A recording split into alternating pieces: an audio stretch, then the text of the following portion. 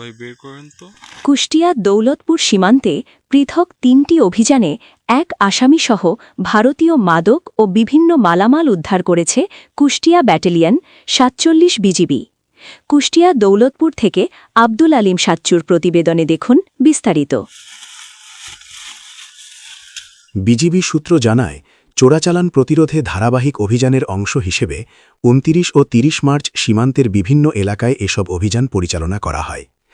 ২৯ March রাত 11:30টার দিকে মহিষকুণ্ডী বিওপির আওতাধীন হোসেনাবাদ গ্রামে অভিযান চালিয়ে মোহাম্মদ মেহেদি হাসান হাদি নামের এক চোরাকারবারিকে ১৭ পিস ট্যাপেন্টাটল ট্যাবলেটসহ আটক করা হয়।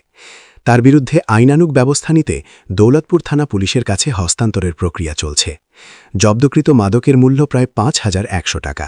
এগুলো কি ভাই খাচ্ছিলেন নাকি? এগুলো হ্যাঁ, এগুলো কি খাচ্ছিলেন না? প্রতিদিন খান এগুলো এখানে? ব্যবসা করেন না?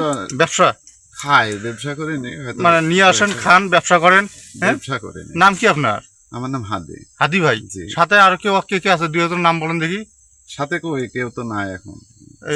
এখন যে একজন যে পালাই গেল না কি, এখানে দেখলাম যে।